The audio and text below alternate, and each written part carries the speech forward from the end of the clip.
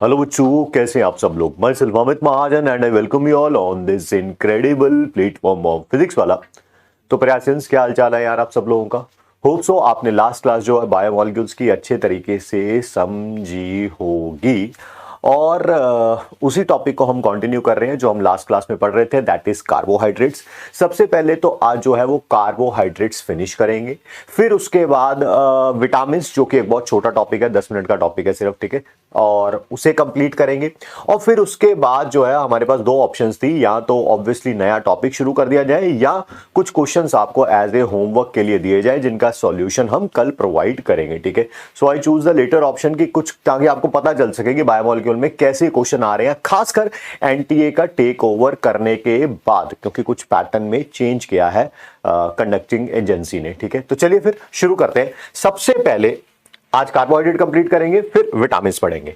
Carbohydrates में ही हमारा next topic है, दैट इज म्यूटा रोटेशन। पहली बात सर, ये म्यूटा रोटेशन होता क्या है, ठीक। किसी भी कंपाउंड लो, सॉल्यूशन की फॉर्म में, मतलब कि अगर सॉलिड है तो भैया डिसॉल्व कर लेना पानी वगैरह में, ठीक है। अपने आप पड़े पड़े, है ना, आप कुछ नहीं किया, मान लो सॉलिड था, आपने पानी में डाला, छोड़ दिया उसे, ठीक है। और थोड़ी देर बाद देखा कि उसकी स्पेसिफिक रोटेशन क्या हो जाएगी, चेंज हो जाएगी, ठीक है। पहले कुछ और थी, बाद में क्या हो जाएगी, कुछ चेंज हो जाएगी। मान लेते हैं पहले +80 थी, बाद में हो गई +20, 1 आवर के बाद 1 +20 हो गई, फिर उसके बाद 2 आवर के बाद देखा अभी +20, 3 आवर के बाद देखा तब भी +20, यानी कि एक इक्विलिब्रियम पोजीशन पर आ गई है। इसी को क्या बोलते हैं, म्यूटा रोटेशन। एक बार लिखते हैं, फिर इसके एग्जाम्पल के बारे में डिस्कस करते हैं। क्या change in specific rotation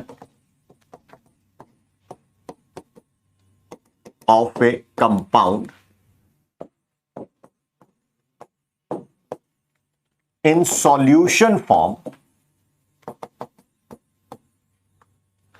spontaneously, अपने आप ही हो रहा है ना, आप कुछ नहीं कर रहे हो, आपने तो बस उसको सॉल्यूशन की फॉर्म में रखा है। सर एग्जाम्पल दे सकते हैं इसका, बिल्कुल एग्जाम्पल दे सकते हैं। जैसे आप open chain structure of glucose रख लीजिए, यानी कि ग्लूकोज लिया आपने, ठीक है, और मान रहा हूं मैं, लेट कर रहा हूं उसे कि वो जो ग्लूकोज मेरे हैंड में है राइट नाउ, उसमें सिर्फ उसकी ओपन चेन स्ट्रक्चर है, ऐसा होता नहीं है, बट मैं एज्यूम कर रहा हूं ओपन चेन स्ट्रक्चर है, ठीक। मैंने उसे क्या किया, पानी में डाला, मिक्स किया, हो गया, मिक्स हो गया। और क्या देखा कि थोड़ी देर बाद उसमें से डाला मैंने, 100% ओपन चेन स्ट्रक्चर था, थोड़ी देर बाद उस सॉल्यूशन की कॉम्पोजिशन देखी, उसके अंदर अल्फा डी ग्लूकोज भी था, बीटा डी ग्लूकोज भी था और ओपन चेन स्ट्रक्चर भी थी। अल्फा डी ग्लूकोज की अपनी स्पेसिफिक रोटेशन होती है, बीटा डी ग्लूकोज की अपनी स्पेसिफिक रोटेशन होती है, ओपन चेन स्ट्रक्चर की अपनी स्पेसिफिक रोटेशन होती है।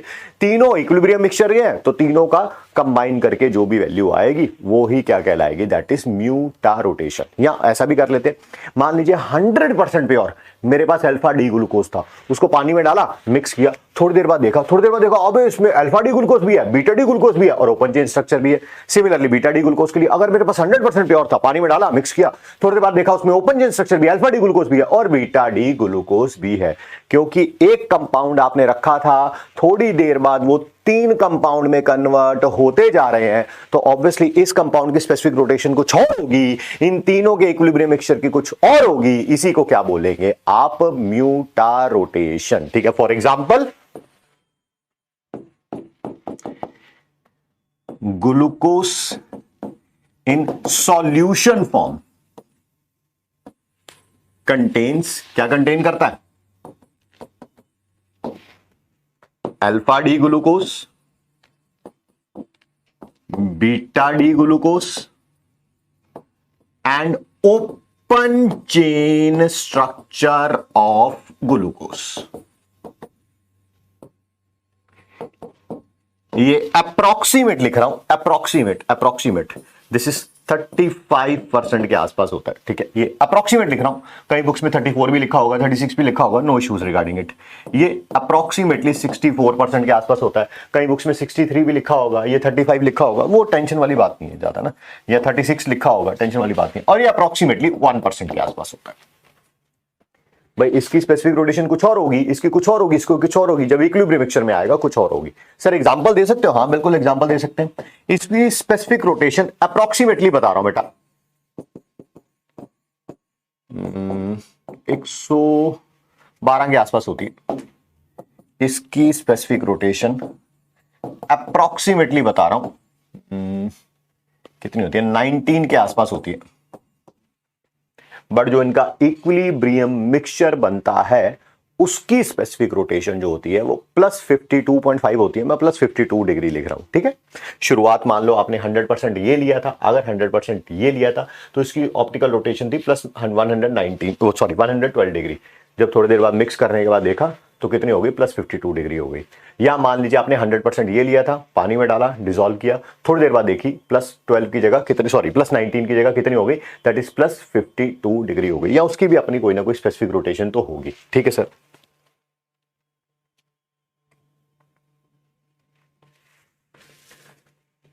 Equilibrium mixture of glucose has specific rotation of approximately +52 degree, ठीक है सर। आगे शुरू करते हैं। नेक्स्ट है open chain structure of fructose. इतना तो पता है, ग्लूकोज क्या था, हेक्साएल्डोस था, फ्रक्टोज क्या होगा, हेक्साकीटोस होगा, ठीक। सर स्ट्रक्चर कैसे बनाएंगे? क्या आप कॉपी रिवाइज करके आए हैं कि आपने ओपन चेन स्ट्रक्चर ग्लूकोज की बनाई है? हाँ सर बनाइए, ग्लूकोज की बनाइए, ठीक है। क्या उसमें 2, 3, 4, 5, 6 पे कैसा कंफिग्रेशन होता है, कैसा नहीं, सब याद है? हाँ सर सब याद है। फ्रक्टोज के केस में 3, 4, 5, 6 कार्बन बिल्कुल वैसा ही होगा जैसा कि ग्लूकोज का होता था। मेरे साथ रिपीट करो जरा, क्या बोला मैंने? फ्रक्टोज के केस में 3, 4, 5, 6 कार्बन बिल्कुल वैसा ही होगा जैसा कि ग्लूकोज के केस में होता था। तो पहले इतना बना लेते हैं, फिर 1, 2 के बारे में भी बात कर लेंगे। 3, 4, 5 और 6। सर ग्लूकोज के केस में 6 वाला कार्बन CH2OH होता था, 4 और 5 पे OH राइट हैंड साइड पे होता था, थर्ड में OH लेफ्ट पे होता था। याद है ना मैंने कैसे याद करवाया था? 2, 4, 5 पे OH राइट पे, 2, 4, 5 पे OH राइट पे, ठीक है। H H H बच गए, पहले 2 कार्बन बच गए। हाँ सर पहले 2 कार्बन में बताओ। एक तो ऑब्वियसली इसका ये है कीटो हेक्सोस, तो एक तो C double bond O group होगा ही होगा। सर वो पहला होगा कि दूसरा होगा? अरे वो पहला हो ही नहीं सकता। सर पहला क्यों नहीं हो सकता? अरे वो एल्डिहाइड बन जाता फिर इसका, क्योंकि C डबल बॉन्ड के एक तरफ H आ जाता ना, तो एल्डिहाइड बन जाता। तो सेकंड वाला कार्बन क्या है, that is C double bond O, और ये क्या होगा, CH2OH। क्या होगा, CH2OH। तो मेरे ख्याल से ओपन चेन स्ट्रक्चर आपको फ्रक्टोज की पता चल गई है, ठीक है सर। जैसे ग्लूकोज के केस में था यार, ग्लूकोज की ओपन चेन स्ट्रक्चर अगर रियलिटी में एक ही स्ट्रक्चर होती ग्लूकोज की ओपन चेन स्ट्रक्चर्स, तो वो सारी रिएक्शंस देता जो कि एल्डिहाइड्स की थी एज वेल एज अल्कोहल की थी। बट रियलिटी में पाया गया था ऐसा नहीं है कि उसकी ओपन चेन भी होती है, साइक्लिक भी होती है। Same is the case here, ये भी सारी रिएक्शंस अल्कोहल की एज वेल एज कीटोन की नहीं दे रहा था। इसका मतलब इसकी भी साइक्लिक स्ट्रक्चर तो होगी ही होगी। सर वो कैसे बनाएंगे, वो देखिए ऐसे बनाएंगे। साइक्लिक स्ट्रक्चर ऑफ फ्रक्टोज कैसे बनेगी? ग्लूकोज की साइक्लिक स्ट्रक्चर की बात करते हैं। क्या उसको याद है? कार्बोनिल ग्रुप का कार्बन अटैच होता था कार्बोनिल ग्रुप का कार्बन अटैच होता था कार्बन 5 के OH से, कार्बन 5 के OH के O से, बेसिकली OH के O से। यहां पर भी ऐसा ही होगा, कार्बोनिल ग्रुप का कार्बन अटैच होगा कार्बन 5 के ऑक्सीजन से। बेटा जो इसकी स्ट्रक्चर का नाम है, ठीक है, उसको बोलेंगे उसको बोलेंगे फ्यूरानोस स्ट्रक्चर। सर जब ग्लूकोज था तब उसके कार्बन ग्रुप का कार्बन जो अटैच हो रहा था कार्बन 5 के ऑक्सीजन से, तब आपने उसका नाम पायरानोस स्ट्रक्चर रखा था। क्यों? क्योंकि उसमें 6 मेंबर रिंग बन रही थी जिसमें से 5 कार्बन थे, 1 ऑक्सीजन था। यहां पर इसका नाम फ्यूरानोस स्ट्रक्चर क्यों बोल रहे हो? क्योंकि यहां पर 5 मेंबर रिंग बनेगी, 4 कार्बन होंगे, 1 ऑक्सीजन होगा, बेस्ड ऑन फ्यूरॉन। वैसे तो आपको पता ही होगा, बट फिर भी मैं भी अपनी तरफ से एक बार बना दूं। इसमें इस स्ट्रक्चर जैसा दिखेगा, 5 मेंबर रिंग बनेगी, चार कार्बन होंगे, एक ऑक्सीजन होगा। हालांकि कार्बन कार्बन डबल बॉन्ड नहीं होगी, बट वही बनाने के लिए बना रखा है। कोई बात नहीं सर, तो बना के दिखाएंगे इसकी स्ट्रक्चर को, बिल्कुल बना के दिखाएंगे। बट नेक्स्ट पेज पे ये रहा,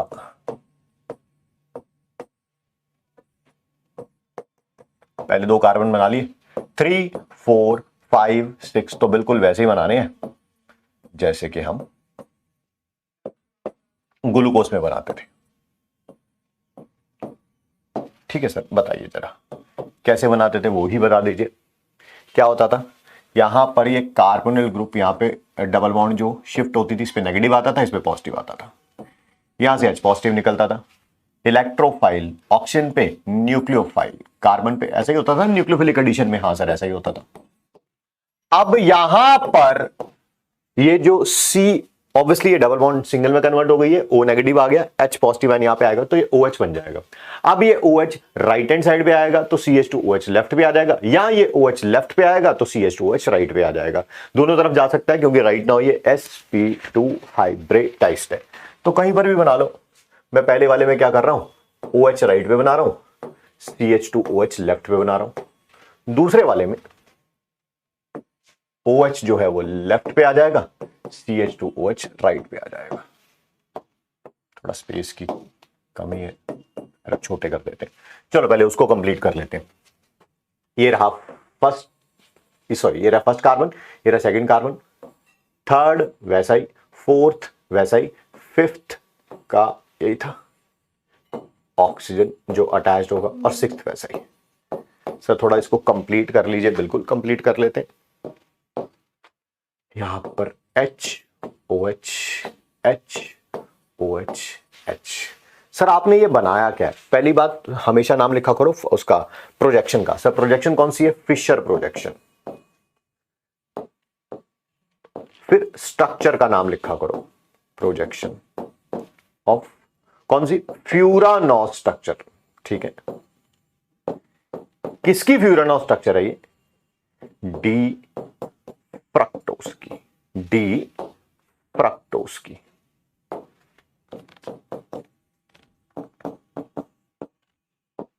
सर ये अल्फा डी फ्रक्टोज है, बीटा डी फ्रक्टोज है? बताया था, OH जब लेफ्ट में होता है तो बीटा होता है, OH राइट पे है तो ये क्या होगा? अल्फा। सर यहां पर भी यार बिल्कुल सेम ही तो बनाना। फर्क क्या है? फर्क सिर्फ इतना है सर, यहां पर OH राइट पे था, यहां पर OH लेफ्ट पे आ जाएगा, बाकी सब कुछ सेम रहेगा। Third carbon, fourth carbon, fifth carbon, carbonyl group का कार्बन फिफ्थ कार्बन के ऑक्सीजन से अटैच होगा, यहां पर HOH OH H। सर ये बनाया क्या आपने? बेटा फिशर प्रोजेक्शन बनाइए। सर कौन सी स्ट्रक्चर की बनाई है? ये बनाई है हमने फ्यूरानॉस स्ट्रक्चर की। किसकी? बीटा डी फ्रक्टोज की। सर सब कुछ बता दिया आपने, ये तो बताया नहीं ये क्या? अरे ये तो पढ़ा ही चुका हूं, पिछले पेज पे पढ़ाया नहीं क्या? Open chain structure. हाँ सर ये ओपन चेन स्ट्रक्चर है। किसकी? अरे फिर वही बात है यार, डी फ्रक्टोज की।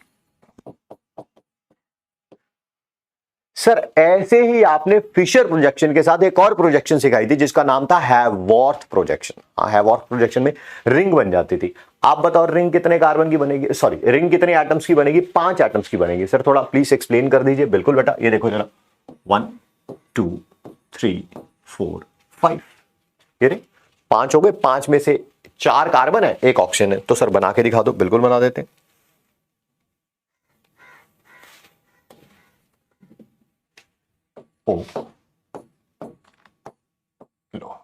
बन गई कि नहीं?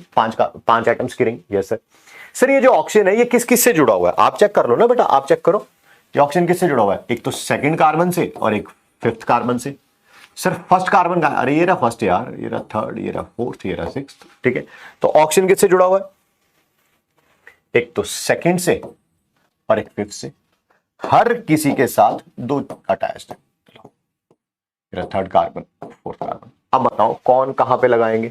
सर बड़ी सिंपल सी बात है, जो लेफ्ट हैंड, मैं इसका बना रहा हूं, अल्फा डी फ्रक्टोज का बना रहा हूं, जो लेफ्ट हैंड साइड पे है वो ऊपर आएगा, जो राइट हैंड साइड पे है वो नीचे आएगा। सेकंड कार्बन में CH2OH ऊपर, OH नीचे, CH2OH ऊपर और OH नीचे।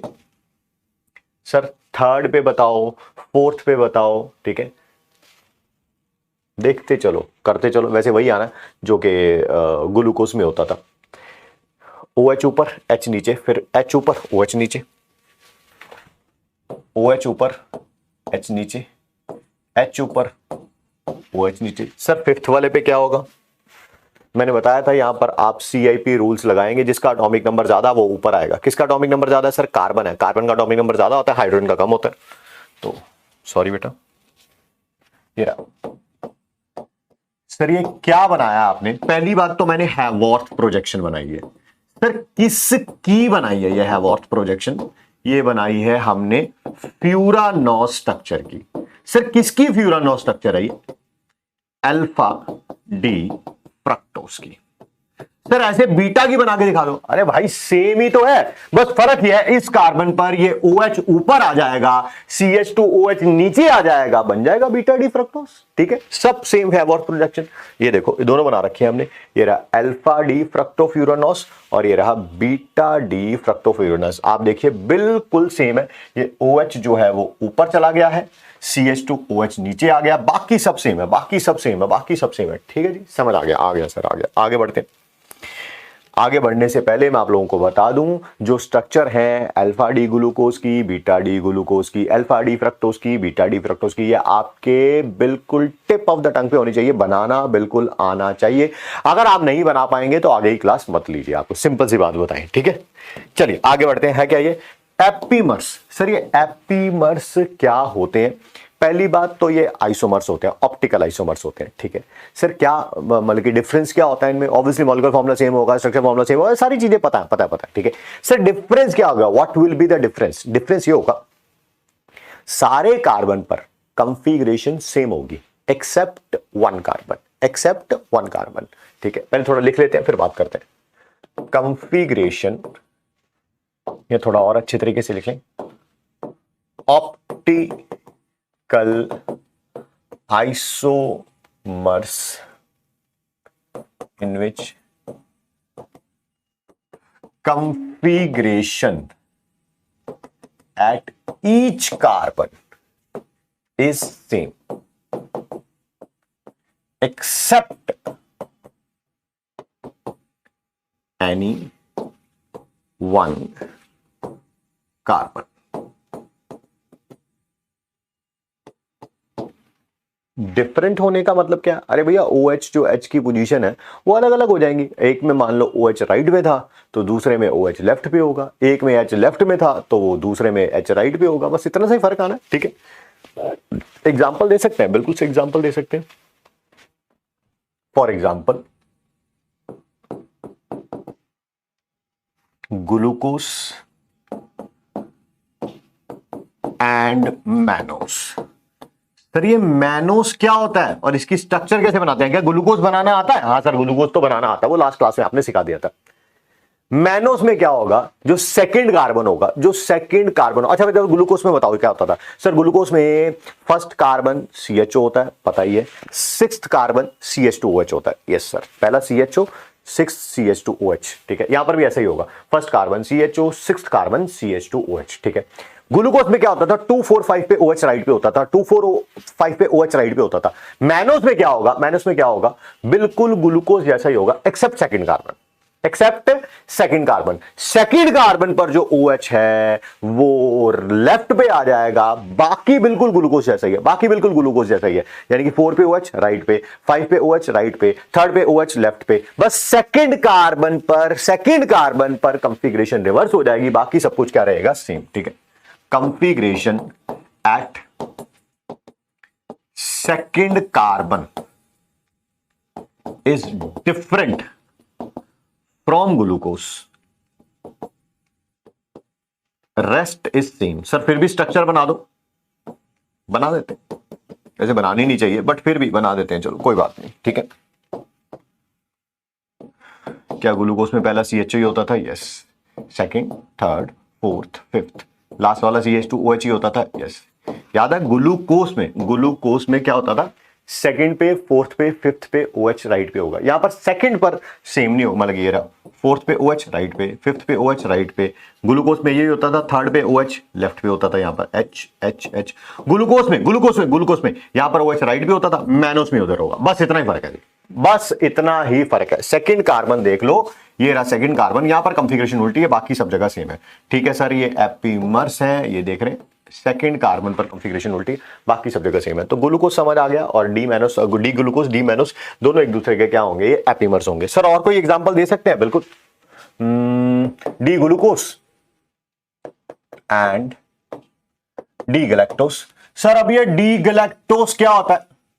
अरे configuration at each carbon is same as that of glucose. जैसी ग्लूकोज में होती है वैसी ही गैलेक्टोस में होगी, एक्सेप्ट सेकंड कार्ब, सॉरी बेटा सेकंड नहीं बोलना था, अब की बार फोर्थ बोलना था, एक्सेप्ट फोर्थ कार्बन। चौथे नंबर वाले कार्बन को छोड़ के बाकी सबकी कंफिगरेशन वही बना दो जो ग्लूकोज में बनाई थी, क्या बन जाएगा? गैलेक्टोस बन जाएगा। ठीक है सर, एग्जांपल दे दीजिए। लो भाई, ये रहा first, second, third, fourth, fifth, और ये रहा लास्ट। सेकेंड, फोर्थ, फिफ्थ पे OH राइट में होता था, दैट इज इन ग्लूकोज। यहां पर सेकेंड में तो ऐसा ही होगा, फिफ्थ में भी ऐसा ही होगा, थर्ड में भी ऐसा ही होगा। बस फर्क कहां पे आएगा? फर्क कहां पे आएगा सर? फोर्थ पे आएगा। फोर्थ में ग्लूकोज OH पे, OH राइट पे, ग्लूकोज में OH राइट पे, गैलेक्टोस में OH लेफ्ट पे, बस खत्म। लो ये रहा फोर्थ कार्बन, फोर्थ कार्बन। समझ आ गया मेरे ख्याल से? हाँ सर समझ आ गया सर। तो डी ग्लूकोज हो गया, डी मैनोस हो गया, ये दोनों एक दूसरे के क्या हैं? दैट इज एपीमर्स हैं। या डी ग्लूकोज हो गया, डी गैलेक्टोस हो गया, ये भी एक दूसरे के क्या है? एनोमर्स हैं, एपीमर्स हैं, सॉरी। ठीक है सर, अभी अभी आपने एक वर्ड यूज कर लिया एनोमर्स। अब यही बता दीजिए एनोमर्स क्या होता है? कंफिगरेशन सारे कार्बन पर सेम होगी, एक कार्बन पर डिफरेंट होगी। तो सर वो पढ़ा तो दिया आपने, नहीं पढ़ाया क्या अभी अभी? ठीक है, दैट इज एपीमर्स। वो कार्बन फर्स्ट कार्बन होगा, वो कार्बन फर्स्ट कार्बन होगा, तो वो क्या कहलाएगा? That is anomers. ठीक है, कंफिगरेशन पहले थोड़ा सा अच्छे तरीके से लिख देते हैं, ऑप्टिकल आइसोमर्स,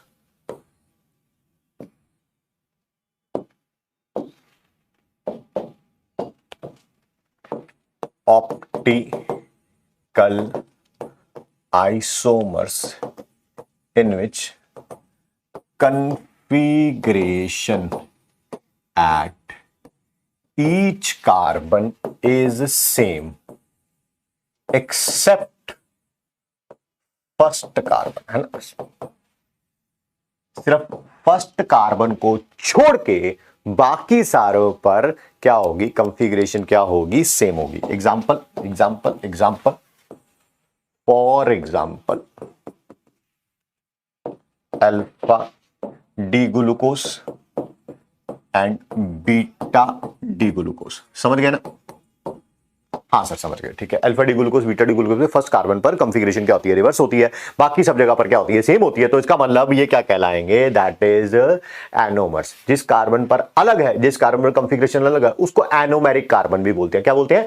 एनोमेरिक कार्बन भी बोलते हैं। ठीक है सर, हो गया। अब बात करते हैं लॉब्रे, डी ब्राउन, वैन आइंकनस्टाइन रीअरेंजमेंट। नाम आपको याद नहीं करना है, काम आपको डेफिनेटली याद करना है। ठीक है, काम क्या है बेसिकली इस रीअरेंजमेंट का?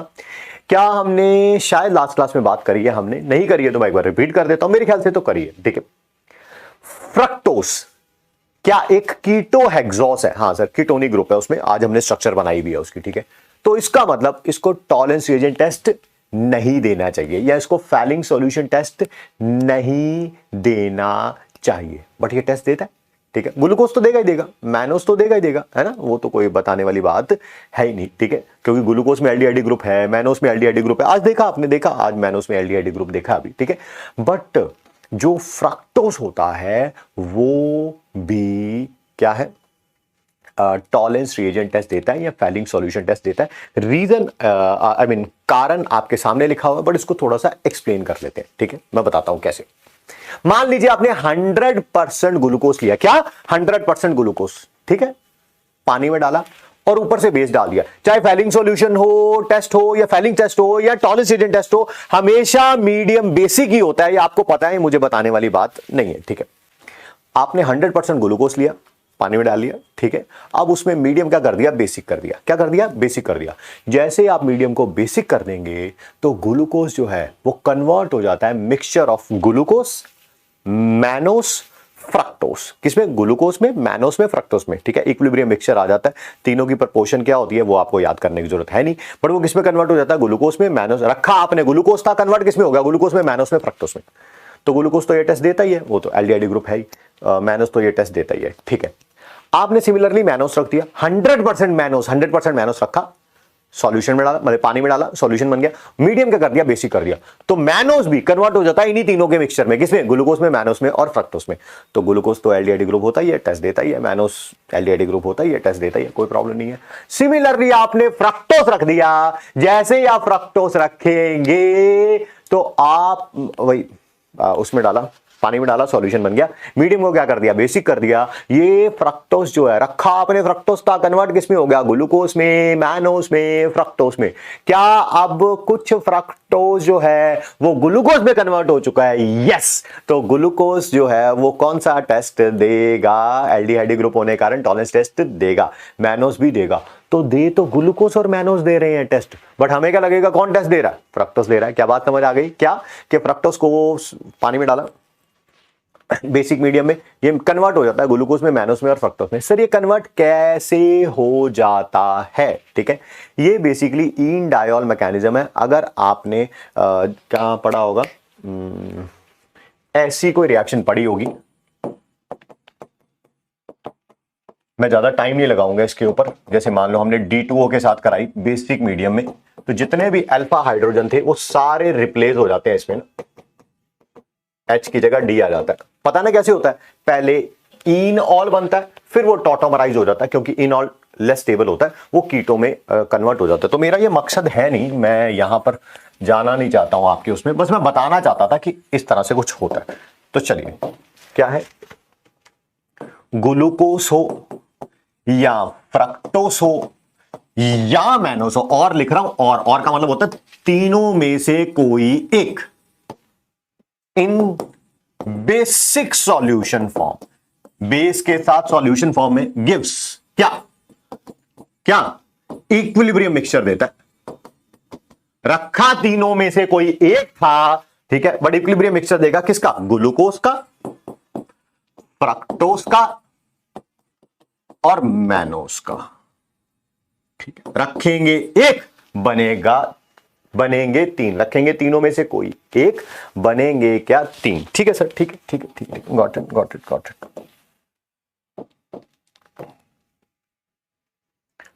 ऐसा करने से क्या अब ड्यू टू अबव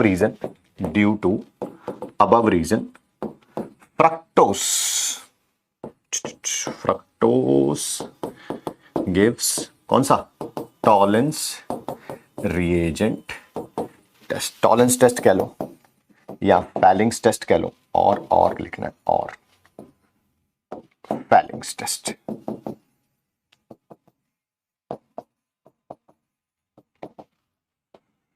थोड़ा सा इसको रिप्रेजेंट कर देता हूं, थोड़ा सा, चाहे ये हो, नीचे मैं ऐसे कर रहा हूं, ये क्या कर दिया, बताता हूं, रुक जाया करो थोड़ा सा।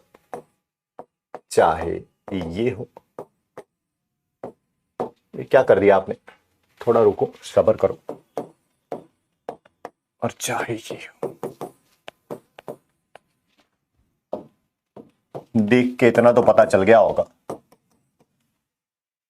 ये हिस्सा देखो, सिर्फ इतना सा, ये फर्स्ट कार्बन सेकंड कार्बन है, और 3 4 5 6 सेम है, इसके 3 4 5 6, इसके 3 4 5 6, इसके 3 4 5 6 सेम है।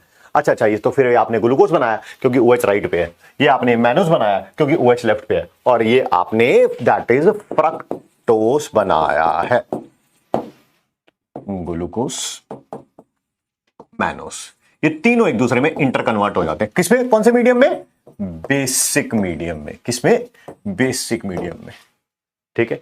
ये रखेंगे, ये थोड़ी देर बाद ये तीनों मिलेंगे, रखेंगे ये, थोड़ी देर बाद ये तीनों मिलेंगे, रखेंगे ये, थोड़ी देर बाद ये तीनों मिलेंगे। ठीक है सर, चलिए अब बात करने जा रहे हैं हम लोग डाइसैकेराइड्स के बारे में। अगर आपने मोनोसैकेराइड्स बड़े अच्छे तरीके से समझ लिया है तो डाइसैकेराइड बहुत आसान है। और अगर आपने लास्ट क्लास रिवाइज नहीं कर रखी है या आज की क्लास में भी आधे अधूरे बस मुंह देख रहे हैं कि क्या हो रहा है, ठीक है, ना कोई नोट्स बना रहे हैं ना कुछ, तो आगे नहीं समझ आएगा, आराम से छोड़ दीजिए और कुछ कर लीजिए, ठीक है, और कोई चैप्टर रिवाइज कर लीजिए। तो डाइसैकेराइड्स का मतलब तो पता है, यस सर, जिनमें पानी डालने पर 2 मोनोसैकेराइड बनते थे उन्हें क्या बोलते हैं हम लोग, डाइसैकेराइड्स। अलग अलग तरह के डाइसैकेराइड्स हमने पढ़ने हैं। सबसे पहला देखिएगा, दैट इज माल्टोस। सर ये माल्टोस है क्या? एक टाइप की डाइसैकेराइड है, ठीक है सर। माल्टोस में वाटर डालेंगे तो 2 मोनोसैकेराइड बनेंगे। हाँ, 2 मोनोसैकेराइड बनेंगे, ठीक है। डाइसैकेराइड की डेफिनेशन यही थी, ठीक है सर। वो कौन से 2 मोनोसैकेराइड बनेंगे? कौन से 2 मोनोसैकेराइड बनेंगे? मैं पहले तो लिख देता हूं ताकि थोड़ा अच्छा रहेगा। माल्टोस में वाटर डाला, मीडियम चाहे एसिडिक रख लेना, तो it will give you that is alpha D glucose plus alpha D glucose.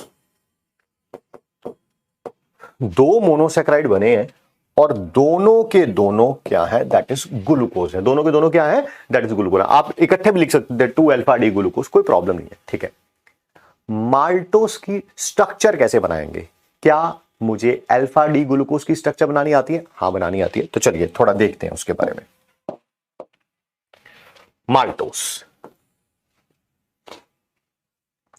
Is composed of, क्या क्या है माल्टोस के अंदर? 2, क्या 2? अल्फा डी ग्लूकोज के यूनिट्स हैं, ठीक है। यानी कि माल्टोस में पानी डालोगे, ठीक है, और हाइड्रोलाइज करेंगे आप उसका, तो एक अल्फा डी ग्लूकोज बनेगा और साथ में एक और अल्फा डी ग्लूकोज बनेगा, ठीक है सर, ठीक है, ठीक है। तो सर माल्टोस की स्ट्रक्चर कैसे बनेगी? स्ट्रक्चर कैसे बनेगी? ये तो आपने पानी डालने के बाद बताया।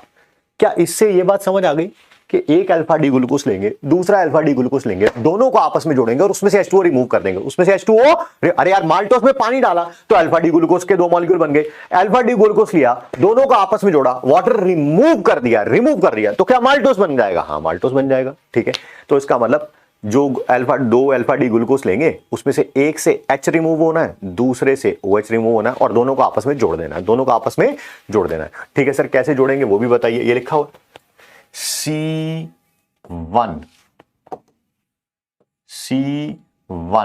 of 1 glucose is linked to C4 of another glucose। पहले एक ग्लूकोज का C1 कार्बन, दूसरे ग्लूकोज का C4 कार्बन, दोनों को आपस में जोड़ना है। कैसे जोड़ना है? एक से H हटाना, एक से OH हटाना, दोनों को आपस में जोड़ देना। सर किससे H हटाएंगे, किससे OH हटाएंगे? अरे किसी से भी यार, इससे H हटा लेना, इससे OH हटा लेना, इससे H हटा लेना, इससे OH हटा देना। There are no issues regarding it, ठीक है। ये वाली लाइन में समझाता हूं, फ्री एल्डिहाइड वाली। पहले स्ट्रक्चर बना लूं, फिर यहां पे वापिस आऊंगा। पहले चेक कर लीजिए, क्या ये अल्फा डी ग्लूकोपायरानोस है? Yes sir. क्या ये भी अल्फा डी ग्लूकोपायरानोस है? Yes sir. करना क्या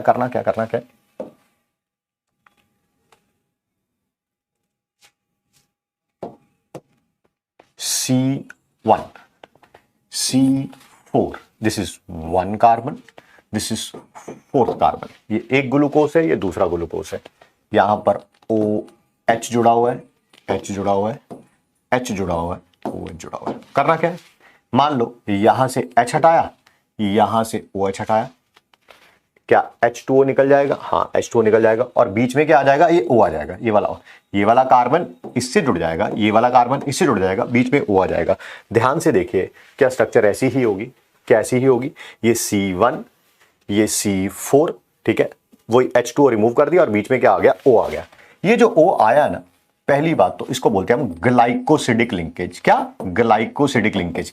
क्या ग्लाइकोसिडिक लिंकेज की डेफिनेशन समझ आ गई? हाँ सर। 2 मोनोसैकेराइड जो अब आपस में जुड़े होंगे, जिस लिंक से आपस में जुड़े होंगे उसे क्या बोलेंगे हम? Glycosidic linkage. समझ आ गया एक बात। दूसरी बात कौन सी है? वो ये है। हाँ, अब पीछे चलते हैं। वो जो फ्री एल्डिहाइड वाली बात बतानी थी, यहां पर सिर्फ वो लिखा हुआ है फ्री एल्डिहाइड, समझाऊंगा तो ज्यादा पता चल। सॉरी बेटा। Free aldehydic group can be produced at C1 of second glucose and it shows reducing properties, so it is a reducing sugar. जो मैंने लाइन बोली है कुछ भी समझ नहीं आई होगी, अब समझ आएगी क्योंकि स्ट्रक्चर दिखाऊंगा तब ज्यादा समझ आएगी। प्लीज अब देखिएगा, अब समझ आएगा मैं क्या कहना चाहता हूं। पहली बात, माल्टोस जो है वो एक रिड्यूसिंग शुगर है। क्या है? Maltose is a reducing sugar. Sir वो तो अभी अभी आपने हाईलाइट भी किया, आप उसे प्रूफ करके दिखाओ सर। हाँ बेटा प्रूफ कर देते। रिड्यूसिंग शुगर का मतलब क्या होता है?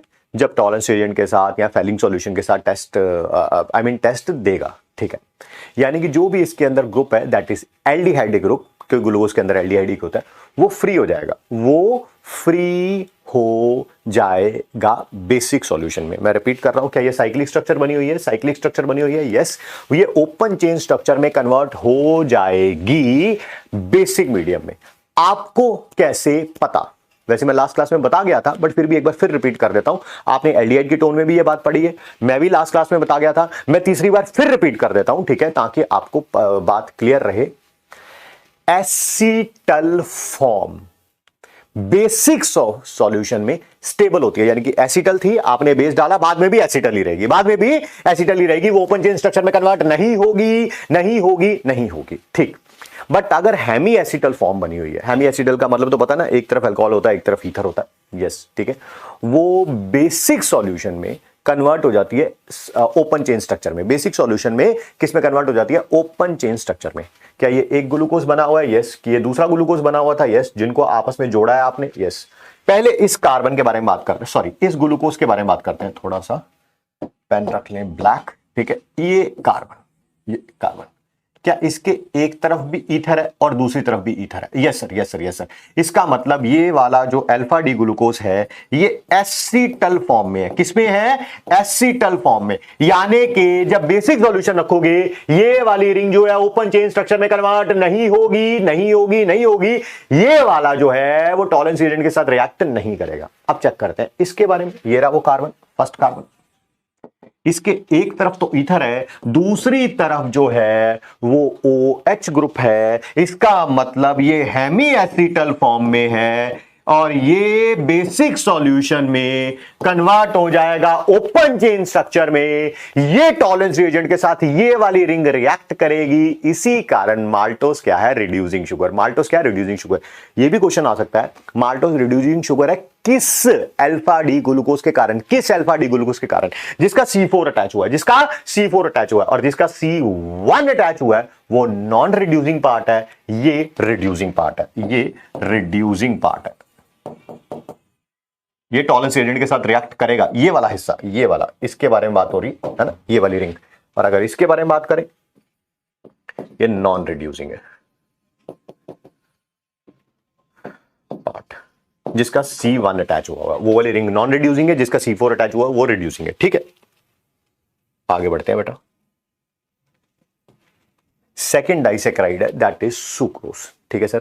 सुक्रोज डाइसेक्राइड है, जिसका मतलब पानी डालोगे एसिडिक मीडियम में तो कोई ना कोई मोनोसेक्राइड तो बनेंगे। हाँ, कौन से बनेंगे आपकी बात? सुक्रोज में अगर पानी डालोगे एसिडिक मीडियम में तो बनेगा एक तो अल्फा डी ग्लूकोज और beta D fructose. Alpha D glucose और बीटा डी फ्रक्टोज, यही लिखा हुआ है। सुक्रोज आपने हाइड्रोलाइसिस किया, एक तो बनेगा डी ग्लूकोज बनेगा, डी फ्रक्टोज बनेगा। ये अल्फा बनता है, ये बीटा बनता है, ये आपको याद होना चाहिए, ठीक है सर। स्ट्रक्चर कैसे बनाएंगे सुक्रोज की? क्या लास्ट क्लास में आपने अल्फा डी ग्लूकोज बनाया? आज की क्लास में क्या बीटा डी फ्रक्टोज बनाया?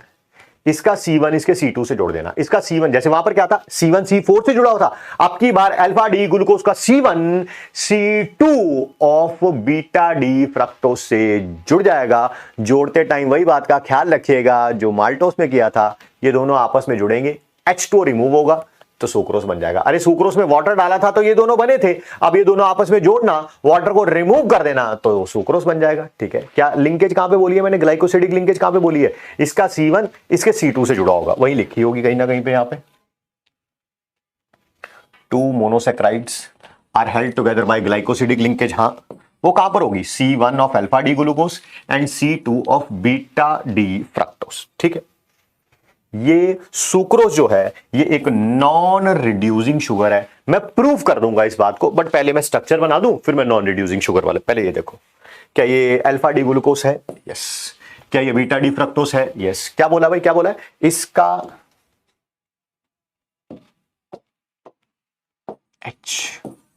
OH first carbon, OH CH2OH second carbon, ये C1 ये C2, इन दोनों को आपस में जोड़ देना है। इसको इससे जोड़ देना। कैसे जोड़ना है?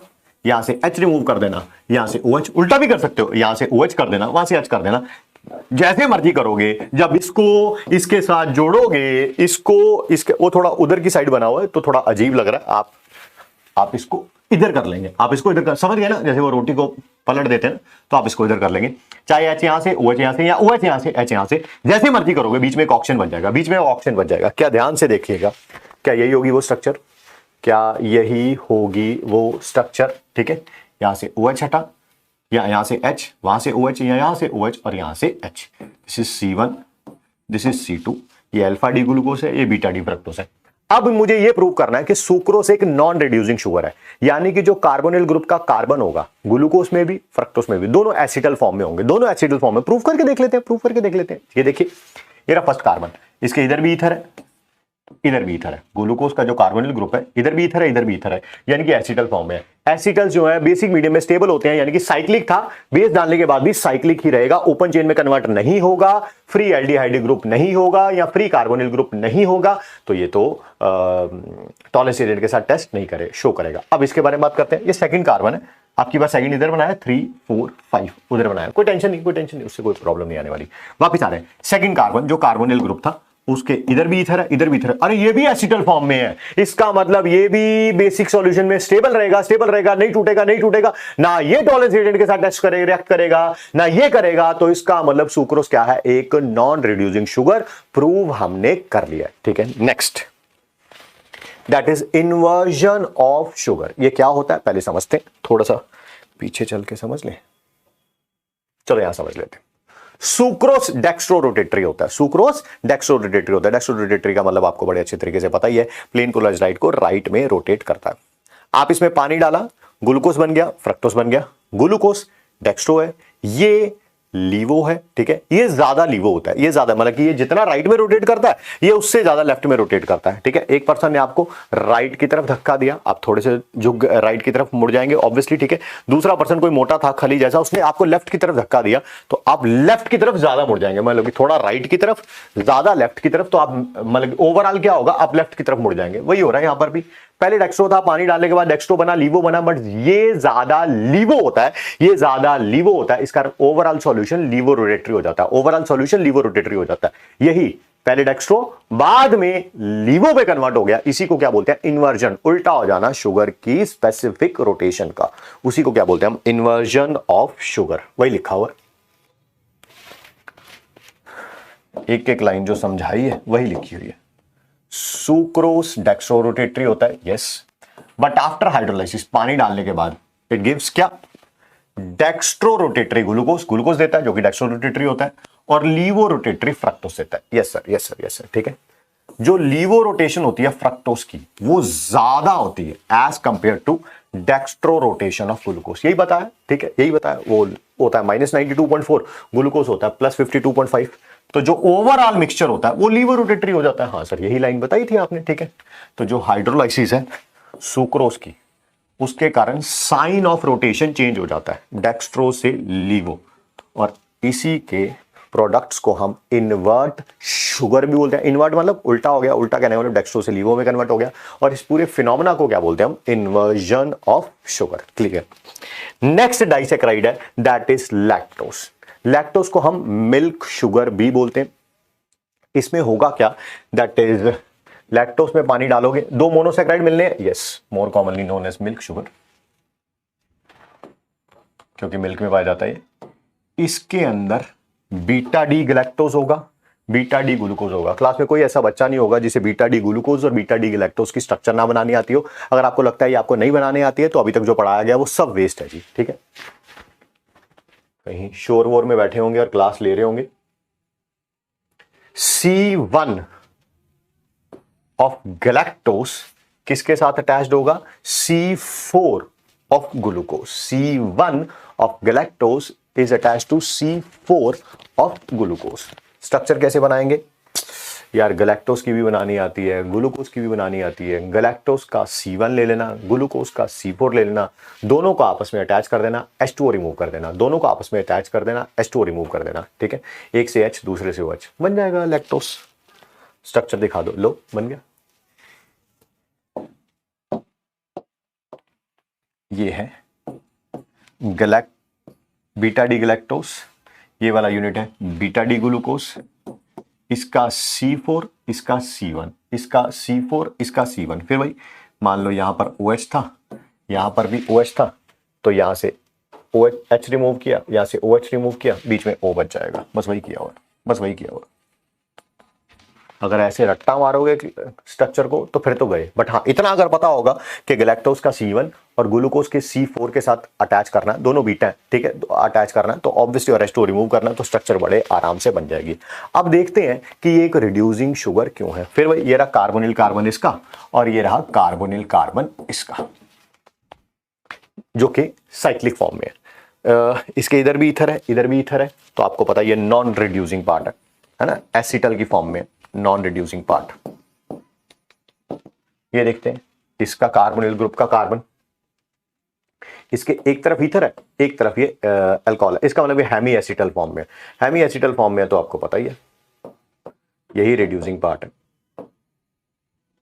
यही है जो टॉलेंस रिएजेंट के साथ रिएक्ट करके ओपन चेन स्ट्रक्चर में कन्वर्ट हो जाएगा बेसिक मीडियम में, और यही है जो टॉलेंस रिएजेंट को रिड्यूस करेगा, खुद ऑक्सीडाइज होगा। ये तो नहीं होगा, ये तो एज इट इज रहेगा, ठीक है सर। बात करेंगे पॉलीसैकेराइड्स के बारे में। पॉलीसैकेराइड्स इतना ज़्यादा इंपॉर्टेंट थे नहीं, बट जब से एनटीए ने टेक ओवर किया है, इसमें से जो फैक्चुअल इन्फो जो है, जो एनसीईआरटी में दे रखी है, वही जनरली पूछी जाती है। एक आध बार स्ट्रक्चर के बारे में पूछा गया, बट फिर वही स्ट्रक्चर अगर आप रटने की कोशिश करोगे तो नहीं हो पाएगा। लिंकेज हमेशा याद रखिए, कौन किसके साथ जुड़ा हुआ है। जैसे मैं आपको बता देता हूँ, हमने लैक्टोज पढ़ा था, लैक्टोज में क्या पढ़ा हमने, दोनों ग्लूकोज थे, दोनों अल्फा डी ग्लूकोज थे, एक का C1 एक के दूसरे के C4 से जुड़ा हुआ था, ठीक है। फिर सुक्रोज पढ़ा था हमने, एक अल्फा डी ग्लूकोज था, एक बीटा डी फ्रक्टोज था, ग्लूकोज का C1 फ्रक्टोज के C2 से जुड़ा हुआ था। अभी हमने क्या पढ़ा, दैट इज माल्टोज पढ़ा, जिसको मिल्क शुगर भी बोलते हैं। उसमें दोनों बीटा फॉर्म में होंगे, एक ग्लूकोज होगा, एक क्या होगा, गैलेक्टोज होगा। ग्लूकोज का C4, गैलेक्टोज का C1 आपस में जुड़े होंगे। ये लिंकेज आपको याद होनी चाहिए, लिंकेज याद होगी, स्ट्रक्चर बनाना बहुत आसान है। लिंकेज याद नहीं है, आप स्ट्रक्चर नहीं बना पाएंगे, याद नहीं कर पाएंगे स्ट्रक्चर्स को, ठीक है। अब बात करते हैं पॉलीसैकेराइड्स के बारे में, दैट इज सबसे पहले आपको कौन सा पढ़ना है, आपको स्टार्च। स्टार्च जो है वो स्टोरेज पॉलीसैकेराइड होता है, किसका, प्लांट्स का। प्लांट्स में जो कार्बोहाइड्रेट स्टोर होते हैं वो स्टार्च की फॉर्म में होते हैं, ठीक है। ये मोस्ट इंपॉर्टेंट डाइटरी सोर्स है ह्यूमन बींग्स के लिए। हाई कंटेंट स्टार्च का कहां पे पाया जाता है, ये रूट्स में लिखा हुआ है, ट्यूबर्स में लिखा हुआ है, कुछ वेजिटेबल्स में लिखा हुआ है। ये तो चीज नहीं पूछी जाएगी, मेन चीज ये पूछी जाएगी, ये पूछी जाएगी। ये पॉलीमर होता है अल्फा ग्लूकोज का, और स्टार्च के अंदर दो कंपोनेंट होते हैं। क्या, पहली बात तो ये पॉलीमर है किसका, अल्फा डी ग्लूकोज का। दूसरी बात, इसके अंदर दो कंपोनेंट होते हैं, एक होता है अमाइलोज, एक होता है अमाइलोपेक्टिन। सर दोनों में फर्क क्या है। पहली बात, अमाइलोज वाटर सॉल्युबल होता है। दूसरी बात, ये पूरे स्टार्च का 15 to 20% होता है। तीसरी बात, ये स्टेट चेन पॉलीमर होता है। स्टेट चेन पॉलीमर समझ रहे हो, ठीक है। एक अल्फा डी ग्लूकोज दूसरे अल्फा डी ग्लूकोज से जुड़ा होगा, C1 C4 से, C1 C4 से, C1 C4 से। अच्छा सर, ये तो कुछ जो है वो उसके अपना अभी जो हमने पढ़ा था, मैं दिखाऊं आपको, दैट इज माल्टोज। जो हमने पढ़ा था, जो हमने माल्टोज पढ़ा था, बिल्कुल वैसा ही है, बस यहां पर C1 C4 से जुड़ा हुआ है। ये वाला आगे C1 अगले वाले के C4 से, फिर उसका C1 अगले वाले के C4 से, ऐसे चलता रहेगा। ये C1 ये C4 पिछले वाले के C1 से, ऐसे चलता रहेगा, एंड सो ऑन, ऐसे चलता रहेगा। तीनों चीजें मैंने आपको बता दी हैं, वही यहां पर लिखी हुई है। अमाइलोस वाटर सॉल्युबल होता है, 15 to 20% होता है स्टार्च का। अमाइलोज जो है वो लॉन्ग अनब्रांच्ड चेन होती है। अनब्रांच चेन वही स्टेट चेन पॉलीमर बता दो दिया, जिसके अंदर अल्फा डी ग्लूकोज जुड़े होते हैं, किससे, C1 से, C4 से। सर स्ट्रक्चर बता सकते हो, अरे अभी दिखाई तो स्ट्रक्चर, जस्ट पिछले पेज पे जो स्ट्रक्चर दिखाई आपको वो यही तो थी, ठीक है। बट फिर भी सर लो भैया देख लो फिर ज्यादा है तो C1 C4 से C1 C4 से C1 C4 से C1 C4 से ये सारे जो हैं वो है क्या अल्फा डी ग्लूकोस। रटने की जाओगे नहीं रट पाओगे, पता होना चाहिए बस ये alpha D glucose alpha D glucose alpha D glucose है। C1 C4 C1 C4 जोड़ते जाओ और जैसे जैसे जोड़ते जाओगे H2O रिमूव करते जाना। ठीक है सर। अमाइलोपेक्टिन क्या होगा? वो बेसिकली ब्रांच्ड पॉलीमर होगा। क्या होगा? ब्रांच्ड होगा। अमाइलोस क्या था? स्ट्रेट चेन था, ये ब्रांच्ड होगा। ठीक है सर। ब्रांचिंग कहां पे होगी ना, आपस में जुड़े होंगे। C1 C4 से तो स्ट्रेट चेन बनी होगी, अमाइलोपेक्टिन है। C1 C4 से स्ट्रेट चेन बनी हुई है। और सर ये तो अमाइलोस में भी था, यहां पर भी C1 C4 से ये स्ट्रेट चेन बनी हुई है। सर हाँ, अब बताओ, आप बताओ क्रॉस लिंकिंग कहां पे होगी, ब्रांचिंग कहां पे होगी? ये रहा C1 C6, एक स्ट्रेट चेन दूसरी स्ट्रेट चेन आपस में कहां से जुड़ी होगी? एक कार्बन 1 दूसरे का कार्बन 6। ठीक है, यहां पर ब्रांचिंग, यहां पर ब्रांचिंग होगी। बस इतनी सी लाइन ही आपको याद होनी चाहिए। फिर भी मैं लिख देता हूं, ये लाइन ना लिख देता हूं, आपके लिए बेटर रहेगा। अमाइलोपेक्टिन वाटर के अंदर इनसॉल्युबल होता है। 80 to 85% होता है स्टार्च का।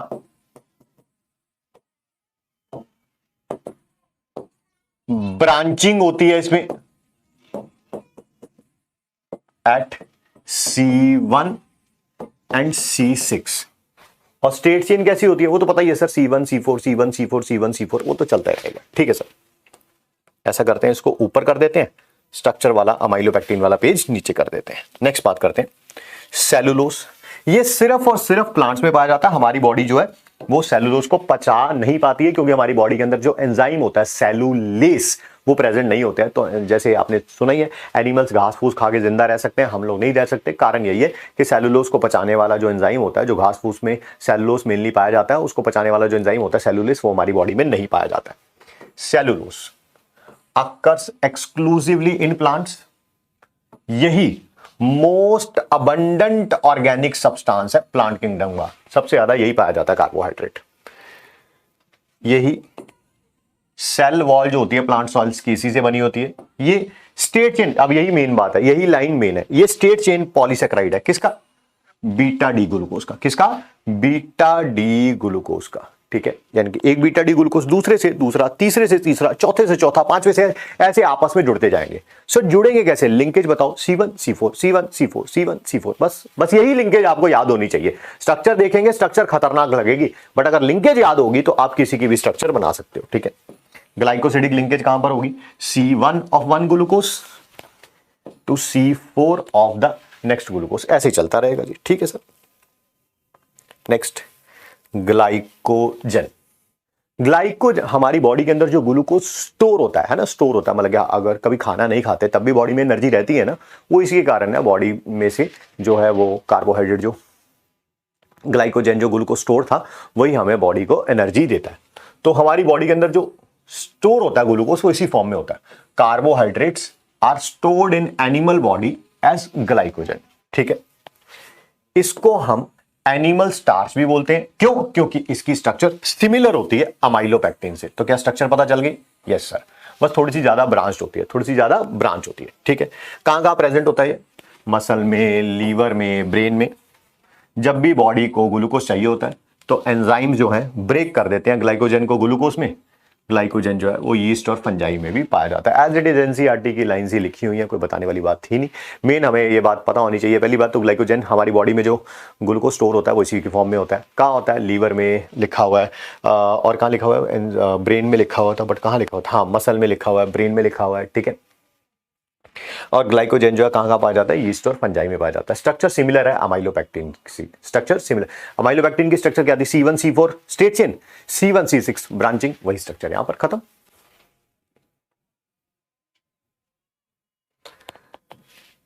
वेरी इंपॉर्टेंट, कुछ नजर नहीं आ रहा होगा, घबराना मत, अभी हाईलाइट करूंगा सब नजर आ जाएगा। Very important when it comes to NTA. NTA से पहले टेस्ट ऑफ कार्बोहाइड्रेट्स में मेरे ख्याल से पिछले 20 साल में सिर्फ एक क्वेश्चन पूछा गया था, बट जब से एनटीए ने टेक ओवर किया थोड़ा टेस्ट वगैरह ज्यादा पूछे जा रहे हैं। सबसे पहला टेस्ट कार्बोहाइड्रेट का है, that is Molisch test. Sir ये मॉलिश टेस्ट होता क्या है, पहले जो लिखा हुआ है उसको हाईलाइट कर लेते हैं ताकि, और साथ साथ मैं बोलता भी चलता हूं, ठीक है। थोड़ा सा अमाउंट लेंगे कार्बोहाइड्रेट का और उसको ट्रीट कराएंगे हम 2-3 drops of 15% solution of alpha naphthol and sulphuric acid. क्या क्या डालना है, कार्बोहाइड्रेट लिया, उसके अंदर 2-3 ड्रॉप्स डालनी है 15% सॉल्यूशन ऑफ अल्फा नेफ्थॉल और कॉन्सेंट्रेटेड सल्फ्यूरिक एसिड, ठीक है। बहुत धीरे धीरे डालनी है। जैसे ही आप ये दोनों चीजें डालोगे, जिस भी टेस्ट ट्यूब के अंदर आप टेस्ट करा रहे हो, आप चेक कर रहे हो कि कार्बोहाइड्रेट प्रेजेंट है कि नहीं, ये दोनों रिएजेंट जहां पर जाके मिलेंगे, है ना, आपने धीरे धीरे टेस्ट ट्यूब में डाला, जहां पर ये जाके कार्बोहाइड्रेट से मिलेंगे वहां पर एक वायलेट रिंग बन जाएगी, वहां पर एक वायलेट रिंग बन जाएगी। अगर वायलेट रिंग बन गई, कार्बोहाइड्रेट प्रेजेंट है, अदरवाइज एब्सेंट है।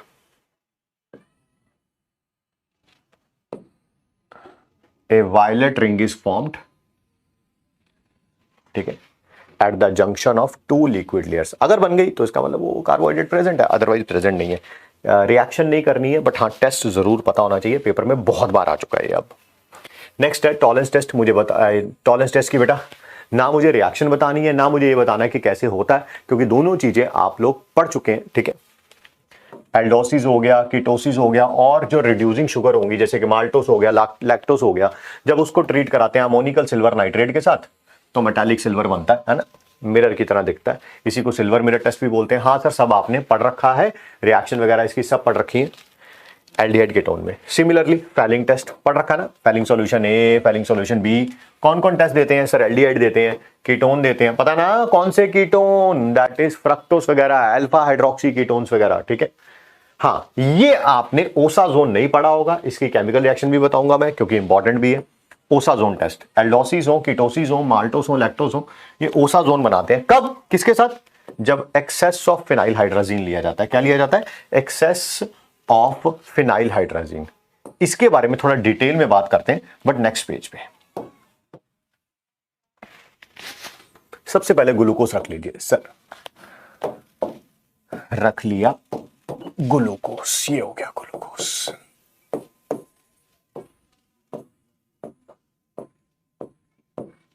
स्ट्रक्चर आपको पता चल चुकी है, मैं बार बार नहीं बताऊंगा मैं कैसे बना रहा हूं, तो आपको भी बनानी आती होगी। अगर मैं इसका रिएक्शन कराऊं फिनाइल हाइड्राजीन के साथ, बस एक बात का ख्याल रखना, ये 1:1 में, 1 मोल इसका 1 मोल इसका, कोई भी एक्सेस में नहीं है, नहीं है, ठीक है। तो सिंपल है रिएक्शन, कार्बोनिल ग्रुप की अमोनिया डेरिवेटिव्स के साथ रिएक्शन, याद है ना, O यहां से, H2 यहां से। अरे हां सर, ये तो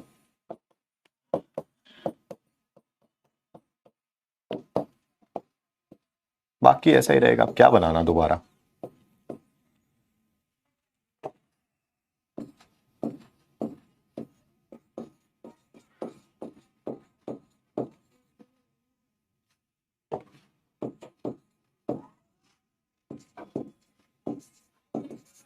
ठीक है सर, ये तो कोई बताने वाली बात थी नहीं, ये पता ही था, तो ठीक है। बट अब करते हैं ओसाजोन टेस्ट। वो तब होगा जब जब जब जब जब जब ग्लूकोज हो या फ्रक्टोस मैनोस भी हो, मैं अभी ग्लूकोज के बारे में बात कर रहा हूं, ठीक है। फिनाइल हाइड्राजीन लेंगे एक्सेस में या 1:3 में, 1:3 में या एक्सेस में, देखिएगा जरा। ग्लूकोज, सेकेंड कार्बन मेरे लिए इंपॉर्टेंट है, 3, 4, 5, 6 कुछ भी हो, 3, 4, 5, 6 सेम होते हैं किसमें, चाहे ग्लूकोज हो, चाहे मैनोस हो, चाहे फ्रक्टोस हो। फर्स्ट और सेकंड का डिफरेंस होता है ना? हाँ सर, फर्स्ट और सेकंड का डिफरेंस होता है। जो भी डिफरेंस दिखेगा तीनों में, फर्स्ट और सेकंड में दिखेगा। ग्लूकोज और मैनोस में सिर्फ सेकंड कार्बन पे डिफरेंस होता है। ग्लूकोज और फ्रक्टोस में फर्स्ट और सेकंड दोनों पे डिफरेंस होता है, ठीक है। मैनोस और फ्रक्टोस में फर्स्ट और सेकंड दोनों पे डिफरेंस होगा, बट जो भी होगा फर्स्ट और सेकंड में ही होगा, ठीक है सर, ठीक है ठीक है ठीक है। अगर जब भी आप इसका रिएक्शन कराएंगे, अब नीचे 3, 4, 5, 6 सेम है, ठीक है, वो तो आप बना लेना अपने हिसाब से, ठीक है। ऊपर वाला ये बनाओगे तो ये ग्लूकोज बनाया, अगर OH इधर कर देता, H इधर कर देता तो मैनोस बनाया, और अगर इसको C डबल बॉन्ड O कर देता, इसको CH2OH कर देता तो मैं फ्रक्टोस बना लेता, ठीक है। इसका जब भी रिएक्शन कराएंगे आप फिनाइल हाइड्राजीन के साथ, या तो ये लिखा होगा कि ये 1:3 में, इसका 1 मोल है, इसके 3 मोल है, या ऐसे भी लिखा हो सकता है कि जो फिनाइल हाइड्राजीन है ये एक्सेस में है, ठीक है सर। फिर प्रोडक्ट क्या बनेगा, जो 3 4 5 6 कार्बन था उस पर तो कोई फर्क नहीं पड़ेगा, नहीं पड़ेगा, ठीक है। तो 3 4 5 6 तो ऐसे ही बना दूंगा, 3 4 5 6 जैसे थे वैसे ही बना देना। ग्लूकोज थे तो ग्लूकोज के बना देना, फ्रक्टोज के बना देना, मैनोस तो मैनोस। सर तीनों के सेम ही होते हैं, हाँ भैया ठीक है ठीक है। फर्स्ट और सेकंड पे क्या फर्क पड़ेगा, फर्स्ट और सेकंड पे क्या फर्क पड़ेगा, ध्यान से देखना। तीनों में कार्बोनिल ग्रुप तो है ही, चाहे ग्लूकोज हो, चाहे मैनोस हो, चाहे फ्रक्टोज हो। यस सर, तो जो भी कार्बोनिल ग्रुप होगा वो तो हाइड्राजीन में कन्वर्ट हो ही जाएगा। हाँ सर हो जाएगा, हाइड्राजोन में कन्वर्ट हो ही जाएगा। हाँ सर हो जाएगा, हो जाएगा, वो तो कोई बताने वाली बात थी नहीं। जो भी उसके साथ वाला कार्बन होगा, जो भी उसके साथ वाला कार्बन होगा, ये भी रीअरेंजमेंट से कार्बोनिल ग्रुप में कन्वर्ट हो जाएगा, रीअरेंजमेंट से कार्बोनिल ग्रुप में कन्वर्ट हो जाएगा। क्या आपको पता है ये भी कार्बोनिल ग्रुप में कन्वर्ट हो गया तो ये भी फिनाइल हाइड्रोजीन के साथ रिएक्ट कर जाएगा, ठीक है सर। ये भी ऐसे एज इट इज कर देंगे सर। बट आपने तो 3 मोल लिए थे ना फिनाइल हाइड्रोजीन, एक यहां पे रिएक्ट कर गया, एक यहां पे रिएक्ट कर गया, तीसरा कहां गया, तीसरा भी निकल जाएगा जी एनिलीन की फॉर्म में, साथ में अमोनिया भी निकलेगा, H2O तो निकलेंगे ही निकलेंगे, वो तो आपको पता ही है। ये बनाया क्या है सर आपने, ये मैंने बनाया ओसाजोन। सर ये किसका ओसाजोन है बेटा, चाहे ग्लूकोज हो, चाहे फ्रक्टोस हो, चाहे मैनोस हो, ओसाजोन यही बनेगा इसका, ठीक है। तो मैं लिख देता हूं इसको थोड़ा सा, ग्लूकोज और फ्रक्टोस और mannose forms same osazone, forms same osazone, ठीक है। सो दैट्स इट, ठीक है, ये भी बात क्लियर हो गई। ओसाजोन जो है वो कलर्ड भी होते हैं और हाई मेल्टिंग पॉइंट कंपाउंड्स भी होते हैं, तो ये भी एक टेस्ट हो गया कार्बोहाइड्रेट्स का। नेक्स्ट है बारफॉइड टेस्ट। सर ये बारफॉइड टेस्ट होता क्या है, देखिए पहले तो बारफॉइड टेस्ट में थोड़ा सा सॉल्यूशन लेंगे क्यूप्रिक एसीटेट का एसिटिक एसिड में, क्यूप्रिक एसीटेट का एसिटिक एसिड में, उसको बोलते हैं बारफॉइड रिएजेंट। क्या बोलते हैं, बारफॉइड रिएजेंट। जब भी मोनोसैकेराइड्स में आप बारफॉइड रिएजेंट डालेंगे, ठीक है, पहली बात ये टेस्ट सिर्फ मोनोसैकेराइड्स देते हैं, डाइसैकेराइड्स ये टेस्ट नहीं देते। जैसे पेपर में क्वेश्चन आ जाए, मान लो ग्लूकोज में और सुक्रोज में बताओ कोई टेस्ट का डिफरेंशिएट करना है, तो आप इसका यूज कर सकते हो, ठीक है। मोनोसैकेराइड्स जो होंगे जब हीट किया जाएगा बारफॉइड रिएजेंट के साथ, तो ये रेड प्रेसिपिटेट देंगे क्यूप्रस ऑक्साइड्स का। डाइसैकेराइड्स हो गए, पॉलीसैकेराइड्स हो गए, ये टेस्ट नहीं देते, ठीक है। रिएक्शंस नहीं करनी है, हाँ पता जरूर होना चाहिए मोनोसैकेराइड्स देते हैं, बारफॉइड रिएजेंट क्या होता है, ठीक है, और डाइसैकेराइड्स या पॉलीसैकेराइड्स ये टेस्ट नहीं देते। लास्ट टेस्ट है दैट इज सेलिविनॉफ टेस्ट। ये है क्या, डाइल्यूट सॉल्यूशन लेंगे रिसोर्सिनॉल का डाइल्यूट HCl में, उसे बोलते हैं सेलिविनॉफ रिएजेंट, ठीक है। जब इस सॉल्यूशन को कीटोहेक्सोस के साथ ये टेस्ट दिया जाता है, कीटोहेक्सोस के साथ, यानी कि ग्लूकोज ये टेस्ट नहीं देगा बट फ्रक्टोस ये टेस्ट देगा, मैनोस ये टेस्ट नहीं देगा बट ये फ्रक्टोस ये टेस्ट देगा, ठीक है। When a solution of ketohexose is treated with Seliwanoff reagent, एक रेड कलर आएगा। ये टेस्ट जो है वो सिर्फ कीटोहेक्सोस देते हैं और सुक्रोज देता है, ठीक है। सर सुक्रोज क्यों देता है, सुक्रोज के अंदर होता है ना फ्रक्टोस होता है ना, पता है ना, alpha D glucose beta D fructose से मिलकर बना होता है। तो कीटोहेक्सेज देंगे यानी कि फ्रक्टोस देगा, सुक्रोज देगा, बट ना कोई एल्डोस देगा, ना लैक्टोस देगा, ना माल्टोस देगा। लैक्टोस के अंदर भी दोनों एल्डिहाइड ग्रुप ही होते हैं, माल्टोस के अंदर भी दोनों एल्डिहाइड ग्रुप ही होते हैं, ठीक है। ग्लूकोज के अंदर भी एल्डिहाइड ग्रुप ही होता है, मैनोस भी नहीं देगा, गैलेक्टोस भी नहीं देगा, ठीक है। तो ये टेस्ट नहीं देंगे।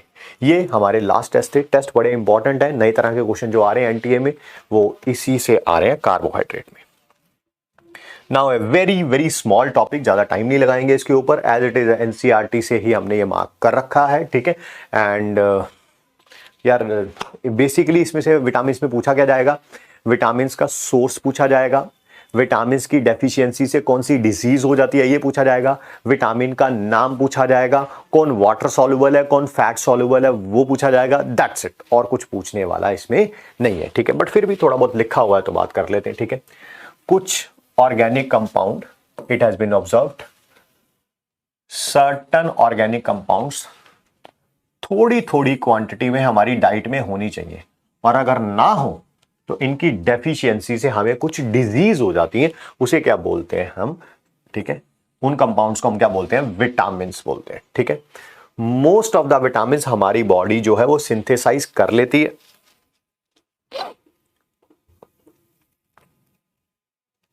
बट कुछ जो है वो सिंथेसाइज नहीं कर पाती। जो नहीं सिंथेसाइज कर पाती वो हमें बॉडी में बाहर से लेना पड़ता है, ठीक है। Bacteria of the gut can produce some of the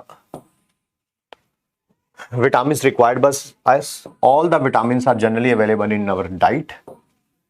Different vitamins belong to various chemical classes. It is difficult to define them on the basis of structure. Structure पे define नहीं किया जाता है उनको, ठीक है। ये वाली लाइन रहने ही दो, हाँ ये अब रख लेते हैं जो डेफिनेशन है। वो ऑर्गेनिक कंपाउंड जो थोड़ी क्वांटिटी में हमारी बॉडी में चाहिए होते हैं ताकि हमारी बॉडी नॉर्मल फंक्शन करती रहे और मेंटेनेंस होता रहे, ग्रोथ होता रहे हमारी बॉडी का, उसी को हम क्या बोलते हैं, विटामिन्स बोलते हैं। विटामिन्स को अलग अलग अल्फाबेट से डेजिग्नेट किया जाता है, ए बी सी डी। हालांकि जो विटामिन बी है उसमें अंदर काफी सब ग्रुप भी है, B1 है, B2 है, B6 है, ठीक है। हमारी बॉडी में ये नहीं है कि विटामिन की कमी से ही प्रॉब्लम होती है, अगर एक्सेस ऑफ विटामिन भी ले लिया जाए तो वो भी हमारी बॉडी में प्रॉब्लम्स कॉज कर सकता है। तो कभी भी अगर आपको मल्टीविटामिन वगैरह लेनी हो तो डॉक्टर की सलाह जरूर लें। पहले विटामिन के जो स्पेलिंग होते थे VITAMINE होता था, लास्ट में ई होता था पहले, क्योंकि ये माना जाता था कि ये वाइटल मतलब जरूरी है हमारी बॉडी के लिए, और इसके अंदर कोई ना कोई अमीनो ग्रुप होगा ही होगा, NH2 ग्रुप होगा ही होगा। फिर बाद में ये पाया गया बाकी डिस्कवरीज के बाद कि कोई अमीनो ग्रुप होना कोई कंपल्शन नहीं है, इसी कारण अब लास्ट से वो ई हटा दिया गया है, ठीक है। क्लासिफिकेशन ऑफ विटामिन, पहला है फैट सॉल्युबल, नाम से पता चल रहा है, जो कि फैट में क्या होंगे, सॉल्युबल होंगे या ऑयल्स में सॉल्युबल होंगे, और इनसॉल्युबल होंगे वाटर में। सर एग्जांपल कौन कौन से हैं, एग्जांपल ही पूछे जाएंगे। Vitamin A, D, E and के, ये इसके एग्जांपल्स हैं। ये कहाँ स्टोर किए जाते हैं, लीवर में और फैट स्टोरिंग टिश्यूज में सॉल्व किए जाते हैं, स्टोर किए जाते हैं। वाटर सॉल्युबल कौन कौन से होंगे, vitamin B and vitamin C. Water soluble जो विटामिन होते हैं वो हमारी डाइट में रेगुलरली हमें लेने पड़ते हैं। उसका कारण है कि हमारी बॉडी में स्टोर नहीं हो पाते। क्यों? क्योंकि वाटर सॉल्युबल होते हैं तो यूरिन की हेल्प से बॉडी से क्या निकल जाते हैं, बाहर निकल जाते हैं, ठीक है। ये तो फिर स्टोर हो जाते हैं, बट ये तो स्टोर नहीं होते हमारी बॉडी में। Water soluble vitamin must be supplied regularly in the diet because they are readily excreted in urine and can not be stored. सिर्फ एक विटामिन B12 है जो हमारी बॉडी में स्टोर हो पाता है। ये मेन है जो पूछा जाएगा। यहां पर लिखे हुए हैं नेम ऑफ द विटामिन, बिल्कुल एज इट इज NCERT से लिया हुआ ये पेज। सोर्सेस और डेफिशिएंसी डिजीज। पहला है विटामिन ए, कहां कहां पाया जाता है, fish, liver, oil, butter milk. Milk हालांकि सभी का सोर्स है ही, ठीक है, ऑलमोस्ट सबका सोर्स है। जीरोथैल्मिया हो जाती है प्रॉब्लम अगर आपकी बॉडी में विटामिन की कमी हो। जीरोथैल्मिया है क्या, हार्डनिंग ऑफ कॉर्निया ऑफ आई या नाइट ब्लाइंडनेस भी कॉज हो सकती है, ठीक है। विटामिन B1 नाम है थायमीन, अलग अलग उसके सोर्स दे रखे हैं। प्रॉब्लम कौन सी हो सकती है, बेरी आज याद कर लोगे अच्छा रहेगा। विटामिन B2 रिबोफ्लेविन नाम होता है, सोर्सेस उसके दे रखे हैं। माउथ और लिप्स में फिशरिंग हो जाती है कॉर्नर्स पे। Vitamin B6 पायरोडॉक्साइन sorry. प्रॉब्लम्स लिखी हुई है vitamin B12 pernicious anaemia. Vitamin C जिसको एस्कॉर्बिक एसिड भी बोलते हैं, सिट्रस फ्रूट्स वगैरह में पाया जाता है। स्कर्वी हो जाता है, bleeding of gums. Vitamin D sunlight के एक्सपोजर से रिकेट्स वगैरह हो जाता है, बोन की डिफॉर्मिटी। ऑस्टियोमेलेशिया, बोन्स सॉफ्ट हो जाती हैं। नेक्स्ट है विटामिन ई वेजिटेबल ऑयल्स में, व्हीट जर्म ऑयल में, सनफ्लावर ऑयल में। आरबीसी फ्रिजाइल हो जाती है और मस्कुलर वीकनेस हो जाती है, ठीक है। विटामिन के ग्रीन लीफी वेजिटेबल से मिलता है और ये ब्लड क्लॉटिंग के टाइम को बढ़ा देता है, ठीक है सर।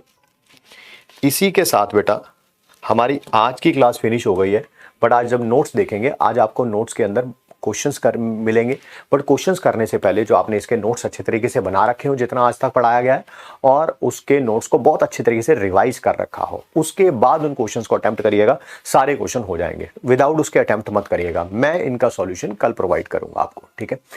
तो मिलते हैं जी फिर नेक्स्ट क्लास में आप सबसे, ठीक है। Thanks for giving us your time. Thank you बच्चों।